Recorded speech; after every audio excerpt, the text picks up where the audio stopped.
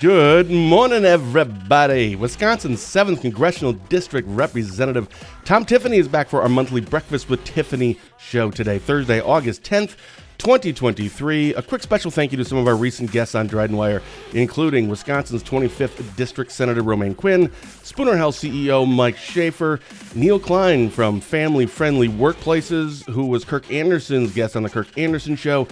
And just earlier this week, Barron County Sheriff Chris Fitzgerald and I were on for our 150th Positive Tuesday with Ben and Fitzy show. That's crazy. We did 150 shows so far. You can watch a recording of those and all of our live shows on our website at DrydenWire.com, right here on our Facebook page or on our YouTube channel. Just go to YouTube and search DrydenWire.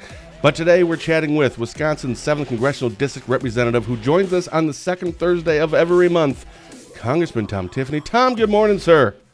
Hey, Ben, good morning. How are you? I'm good. Holy cow. So you've been on our show. Well, we've done a lot of these now. We do them every month. I know a lot of the backgrounds. That's how I know where you are. I look at your background. I know what your background looks like in D.C., but it's the August break. I figured you'd be at home. I know your background at home. I mean, it's northern Wisconsin. It's kind of hilly, but not that. So I feel like, first of all, you're outside. That's bizarre. But I'm not really sure where you are. It's a little mountainous in the background, isn't it? A little bit. Little higher hills than Wisconsin. Exactly. Give me a hint. Okay, west. Oh, west. Wow. Does give me a that help second at hint. all? West? No, it doesn't at all. Give me another hint. Okay, the Golden State. It goes to where? California. You're in California? Holy cow! It's 6:30 in the morning out there. Yes, it is. It's early out here, and the sun's about to rise. Oh my goodness. Oh, all right. So California. Give me another hint. I want to nail this one. Okay, California. How about a park? Petco Park. No, that's not. That doesn't look like Petco Park where the Padres play behind you. So Park. That's the Padres. Yeah. Well, that's the only park I know. I'm not really a park person. Go further north than San Diego. Much further north. Oh, like a national. I don't know, like Yellowstone. No, wait, that's like Nevada or Utah or something. Wait, where is Yellowstone? Wrong state with Yellowstone. Oh. All right, I give up. I have no idea. And Kevin Costner is not behind me here either. Oh. Yeah, I don't know. I have no clue. I don't know parks. Yeah, we're up in Yosemite. The Natural Resources Committee is meeting out here this week. As I think people know, we've had these tremendous problems with wildfires. The big problem this year has been Canada more than the United States, but we've had vast acreages burn, especially out here in California. And if you look in the backdrop on that mountaintop behind us, some of that burned out in the last decade. And it's largely because of the lack of proper forest management. And we're out here highlighting what can we do? And in particular, in regards to Yosemite, how are we going to save the sequoias? Because in the last couple of years, Ben, we've lost about 20% of the sequoias, which, just the most iconic tree in really in the world and certainly in the United States of America. We've lost 20% of them. And it's largely due to the lack of proper forest management. And so we're having hearings out here with the Natural Resources Committee, and we're talking about how can we get back to where we're managing this properly so that we don't lose the sequoias and we don't lose hundreds of thousands of acres to these massive forest fires that have been going on. So you said that it's due to I just grabbed my pen so I didn't get a chance to write down what you said. It was due to mismanaging our forest. Is that what you said? Yeah, it is. What does that mean? Here, let me give you an example. The sequoias, as people know, they grow to, hundreds of feet high. Yeah. And they can withstand fire. Their bark is tough enough that they can withstand fire. What's happening, though, is there's smaller trees starting to grow up underneath the sequoias that serve as a ladder for fire that gets it up to the crown of the sequoia. All you have to do is remove those smaller trees that have grown up underneath the sequoias. We've had some environmental groups that have sued to stop the harvest of these smaller trees. And as a result, they've had the ladder fuel to get to the crowns of the sequoias and destroy them. So what we're saying is that we got to make sure that we're harvesting those smaller trees underneath the sequoias so they don't serve as a ladder for Sure. fire to get to the crowns of these sequoias. And we can save them in that way because their bark at the lower, in the first, 50, 100 feet, it's tough enough to withstand fire. Well, I mean, that sounds all logical and reasonable and pragmatic, but you said that there are some environmental groups that are saying no, don't. So there must be what's their when they look at this and go, yes, but actually, I get what you're saying, Congressman, but here's where you're wrong. What's their argument to this?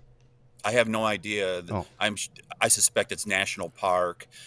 We should not be cutting any trees. I mean, you have some groups that are some of the really extreme environmental groups. They're like, there should be no timber harvesting. There but should that'd be be none. like not taking like I don't garden, but Jerusha, my wife gardens. That'd be like not removing weeds because you don't want to hurt. Yes, but it's hurting the other stuff. I don't know. I don't know anything about that stuff. But you're saying there's a hearing on this. Is it today or tomorrow? Yeah, that's it. So what you said is exactly right. It'd be like not tending your garden. It'd be expecting to have a good crop of tomatoes or whatever you're growing, Yeah. but you don't take the weeds out. I mean, sometimes you have to tend the garden, and that's what we're saying out here. You need to tend the garden. So we're going to do a tour today, and then we're going to have a hearing tomorrow with the Natural Resources Committee, and really talking about what are the solutions to this. And there's a few different things we can do. I've broken it down to kind of simple terms, but there's a few different things that we can do. And what I'm hopeful is we're beginning to see some bipartisan support because the environmental groups very powerful with Democrats here in California, and when they say no, the Democrats tend to follow right Makes sense. along with them. We are beginning to see some Democrats that are saying, "Yeah, maybe we need to take another look at that." We're hoping that's the glimmer of hope to be able to get good management out here and restore the management that'll save the sequoias and, quite frankly, save some of these cities out here. Remember the community of Paradise, California, a few years ago? Yeah. It burned to the ground. There's a couple communities out here that have just been razed by fire here over the last decade, and it's because they're not allowed to protect themselves and be able to take the steps to be able to keep fire from their doorstep. Do you happen to know? And maybe this would be more of a question for Caroline, at your office, your pest secretary. Maybe she would know. Is there? So if it's tomorrow, obviously it's an August break. I don't know. Like I don't think C-SPAN travels. Is that hearing like being able to be viewed somewhere on a website or YouTube, or no? It's not really how this one works. We're just here gathering information. Do you know if it's going to be aired? If anyone could watch this? Yeah, I don't know if the United States Capitol production people will be out here Right. for this hearing. Sure. I suspect they won't be. Sometimes they do travel with us, but in this instance, I'm not sure if they will be along. I am hopeful when we do our hearing, chairing federal lands, we're going to do that hearing in northern Wisconsin coming up in October. I'm really hoping that they will travel with us and air that hearing that we're going to have with the subcommittee of federal lands. Or maybe if there was another, I don't know, media outlet that could be there that would stream it as well. I don't know. I can't. If we can just randomly think of some other. Are you talking about the world leader in Spooner, Wisconsin? Okay, moving on. So speaking of hearings, I went to because I do this every morning before our show. I usually don't prepare for these very much, but like a half an hour before, I go look at your site, put your name into Google, see what's out. I saw something. It was a clip of you. I wrote this down, and I wanted your takeaways. There was a House Judiciary Committee hearing that was held on July 26th. It was oversight of the U.S. Department of Homeland Security, and I saw a clip of you, I don't know, not interview, speaking to Secretary Mayorkas. What was that about? Because I went and then I found like a link to it on the government site, and it was like 5 hours long. This is like 20 minutes ago. I'm like, oh, I can't watch it all. So give us the recap. What was that about? So that was a Judiciary Committee hearing. We have jurisdiction over the Department of Homeland Security. Secretary Mayorkas is the head of the Department of Homeland Security. We asked him to come in and justify why he's continuing to allow us to be a borderless country. And of course, he was in denial the whole time. He's like, borders under control, all that good stuff. And it simply is not. And I would give our listeners proof in this way. The head of the Border Patrol a number of months ago said that when asked under under testimony, official testimony with the Department of the Committee on Homeland Security, is the border secure? And the head of the Homeland Security said, no, it is not. And you talk to sheriffs down there, it is not. So it's very evident that it isn't. So what I posed a couple questions to Secretary Mayorkas. One is, we had FBI Director Wray in a couple weeks prior to Mayorkas, and I said to him, so are you having to put more resources towards the southern border? And FBI Director Wray said, yeah, I mean, there's more that we're having to do. And I said to Secretary Mayorkas, you're saying that that it's not leading to more resources having to be sent to the border. The FBI director is saying the opposite. Who's lying to us? And Secretary Mayorkas would not answer that question. More importantly, I asked him the question in regards to Sheriff Mark Daniels, the sheriff in Cochise County, south of Tucson, Arizona. He told us a few months ago that under questioning, that are the increases in fentanyl poisonings and the amount of fentanyl that's coming into our country, is it tied to the open borders since January 20th of 2021 when President Biden declared there'd be open borders? He's like, absolutely. And of course, Mayorkas is denying that. I said, so who's lying to us? The sheriff of Cochise County, who is one of the finest sheriffs that you'll find in the United States of America. I visited with him a few times. He's not going to bullshit anybody. And so which one of you is lying? And he refused to answer the question. And he refuses to answer the question because the fentanyl poisonings, which are the number one killer of young people in America now, are a direct result of what's happening on the southern border. So that kind of questioning went on throughout the hearing. Secretary Mayorkas is in complete denial. He's an open borders guy. He wants the border to be wide open, and he's basically accomplished it. And by the way, I just add one other note. The administration, including Mayorkas, have been telling the American people the last couple months, hey, the number of people coming in across the border, it's going down. I've seen that. Well, I've seen those stories. Yeah.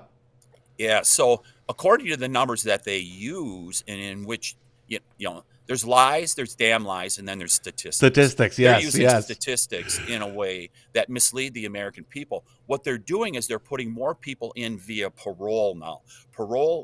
Immigration parole is a different way of going about it. And so they're using parole to drive people in. So that's, I don't even know how, hopefully I never have to appear before you and answer a question like, who's lying to who, right? But I guess a little disconcerting would be that, let's say, I'm trying to look at, okay, let's say nobody's actually lying. Nobody's lying. But are they having conversations with each other? We've seen this after 9/11, or there was a lot of documentaries and stories about this, that a lot of our agencies aren't really communicating.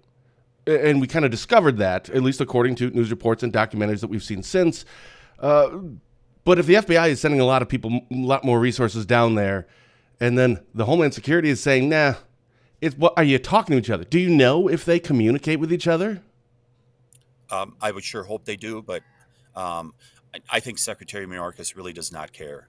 I believe he came in with a goal, and that's to pump as many people into America from around the world, and he's accomplishing that mission. So, hey, Ben, I just want to give you a heads up that I see my computer is dying, but let's just keep going until how much power do you have left?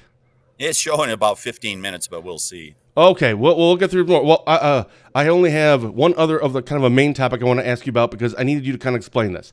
The U.S. credit downgrade and what to know about the Finch credit rating. I was on YouTube yesterday and saw Steve, I think it's Steve, I don't know his first name. I think it was Steve Forbes from Forbes.com. And he did this 10-minute video and kind of explaining what this means. And no kidding, I'm too stupid to understand it.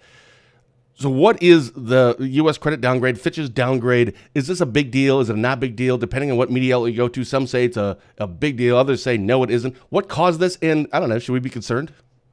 You see the stories in regards to Joe Biden and taking money from foreign interests. You see the stories about President Trump being indicted again.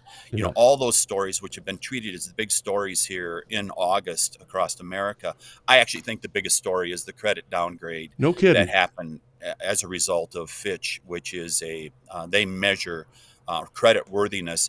And This is only the second time in the history of the United States of America that our credit has been downgraded. Every American should be deeply concerned about that. And they listed the reasons.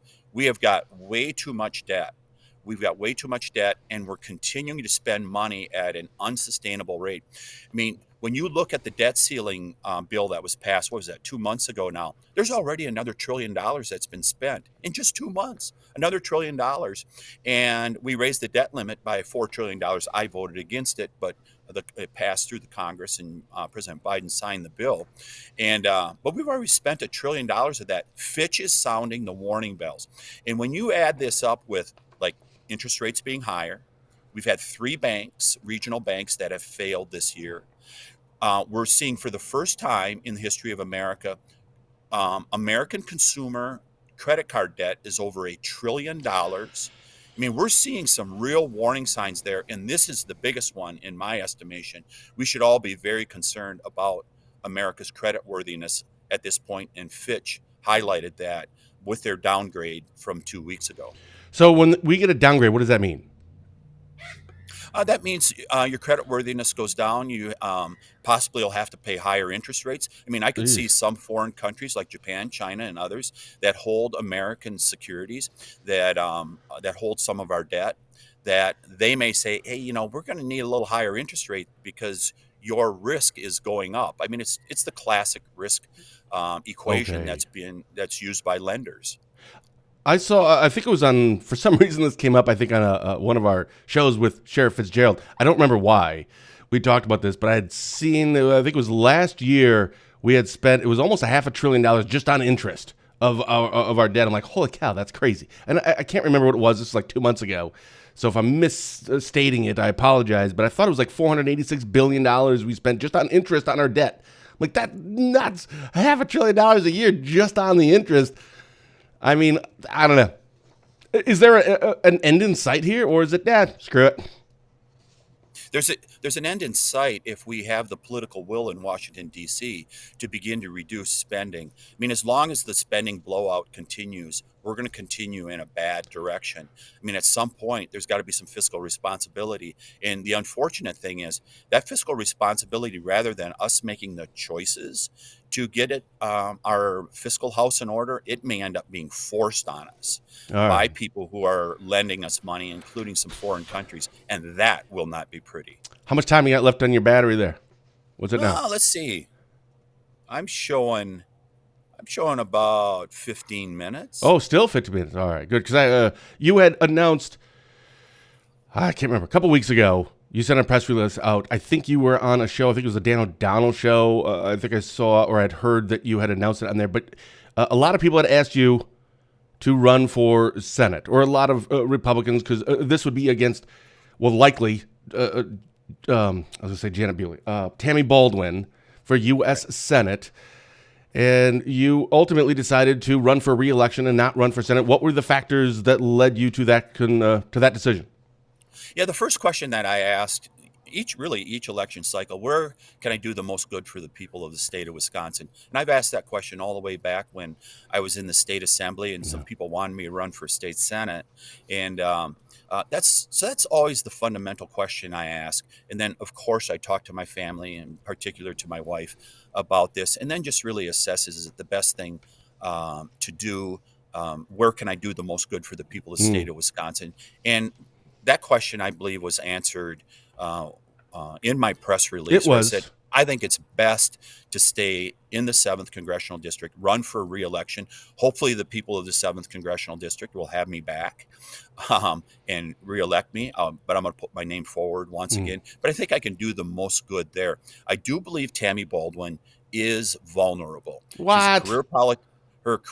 She's a career politician going all the way back to the 1980s when she started on the Dane County Board down in Madison, and she's been a rubber stamp for President Biden. I think she has some real vulnerabilities. I mean, think about what we talked about with the border. She could do something about that if she wanted to. She could do something about the fiscal health of our country by saying, hey, maybe we need to go in a different direction there. She could do something about energy independence. I mean, if a prominent liberal Democrat like Tammy Baldwin said, hold it, we're going in the wrong direction here as a country with all these things that are going on, border, energy independence, crime. if she said something about that stuff and said we need to go in a different direction, it could have an impact. But she's simply been a rubber stamp for President Biden, and right. a good candidate that can highlight that and stays focused on the issues, not personalities, stays focused on the issues. I think they got a chance. They could All have a right, chance we're to defeat. going to have to agree to disagree on that one. I think that this is a virtual unbeatable seat at this point. I really do. Obviously, it does. Somebody could come in with name recognition, and of course, in a Senate race, big dollars if they could get that too. But I think it's an unwinnable seat. But that's topic for another day. Second to last thing here. There's a debate in Milwaukee. I saw this morning that yesterday Scott Walker had made a comment about this. So there's the Republican debate in Milwaukee on the August 23rd, I believe. There's some qualifications. You have to have X, Y. I think it's 8 people that are qualified to be on there. I don't know if Trump's going or not, but yesterday, Scott Walker, former Governor Scott Walker, there was a headline article that said, huge risk to offending Wisconsin voters if Trump doesn't appear at debate. That's what Walker said. Further commenting, frankly, if I was advising him, I'd tell him to come. I'm not going to ask you, do you think he should or shouldn't go? I'm asking, would you like to see him at that debate? Oh, he's announced that he wants to run for president, and he should go debate. I mean, that's one of the fundamentals. I think this is classic Donald Trump, who knows how to play the media better than anybody. I think he's playing this out to the end, and he will appear on the stage. That's my prediction. Sure, that would kind of go along with that. Like all the eyes and questions on me. Well, that was all the stuff that I had. I did want to ask about. I know you love state fairs. Ben. Oh yeah. Hey Ben. Yeah. Can you tell the sun is just Holy cow. rising here over the mountain? Jeepers creepers! Look at that. Yeah, you can't see it. Obviously you can't see it on the screen, but you may be able to see it on my face because the sun is starting to rise. Yeah, here. I just adjusted your picture brightness because I just realized I could barely even see you. Oh my goodness. Oh, so I know you go to all the or you go to a lot of fairs, you go to a lot of things, because anytime that you're not in office, you're not in D.C., you're out in the public doing something. Did you go to the Wisconsin State Fair? Or did you not make your list this year? Yeah, I went down, had a cream puff. It was awesome. Amongst other stuff. It was great to go down. It was fun because you see kids from all over the state exhibiting. That's one of the first places I went, was to the livestock barns, just to see all the kids that are down there exhibiting their animals. That's always one of the funnest parts, I think, of any fair, including the state fair. So I had a chance to go down there, as well as lots of fairs going on all over northern Wisconsin. I hope people get a chance to go out and attend. Yeah. Going back quickly to the 7th Congressional District, so you announced that you're going to run for re-election there. I haven't seen, do you know if other people have announced at all? And you don't have to say anybody's name. I haven't heard of anybody yet. Do you have a challenger? It was Tricia Zunker that first year, well, twice that first time around, and then it was Dick Osman, the last one. Have you heard? Is there another Republican that is in this that you have heard, or it's way too soon? Nobody's announced yet. Yeah, I was told by my staff that there was somebody that had already announced on the Democrat side, but I don't know who that person is, and I'm not familiar with anybody that's really officially announced and is out there and running. Yeah. So obviously we'll be talking about next month, because you come on the second Thursday of every month. We'll be talking about what you're doing today. Yes. Which I can't wait to talk about that. Is there anything else that you think you will be talking about? When do you guys go back into session? Because August is kind of the August break. Will we be back in session next month? Yeah, so we have break until I think it's September 10th. So it's the week after Labor Day. And be doing a couple Labor Day parades. Always like to do the Maryland Wausau Labor Day parades. And but then about a week after that, we go back into session for September and October. So we will be busy. We're going to, the big deal in September is going to be passing the budget. The budget deadline, fiscal year end, is September 30th, and we got a lot of work to do. That'll be a debacle, as always. That'll always be a big story in September. Why is that always a debacle? It's just it'll be interesting. So you're out in California. I have one last question for you. You're in California. You're not at home. You're not at the D.C. at your office. Wherever you're staying, at a hotel, at a lodge, or wherever, do they have oatmeal, or do you have to pack your own? I don't think they have oatmeal. And you didn't pack any, did you? I didn't pack any. All right. Congressman, thanks so much for coming on, as always. Hey, great to join you. Really looking forward to this hearing on forest management, and we're going to follow up on this by with federal lands access in October when we do that hearing in northern Wisconsin. We'll be sure that you know about it, and if you want to come and join us, you are sure welcome. Oh, that'd be great. That'd be great. Special thank you to our guest today, whose battery is running out on his laptop. He's appearing at Yosemite National Park. That's crazy. Wisconsin's 7th Congressional District Representative Tom Tiffany for taking some time to join us for our monthly Breakfast with Tiffany show. I will see you right back here on Tuesday when Barron County Sheriff Chris Fitzgerald and I will be back for our weekly Positive Tuesday with Ben and Fitzy show. So until then, for DrydenWire.com, I'm Ben Dryden saying thank you for watching, and as always, have a blessed day.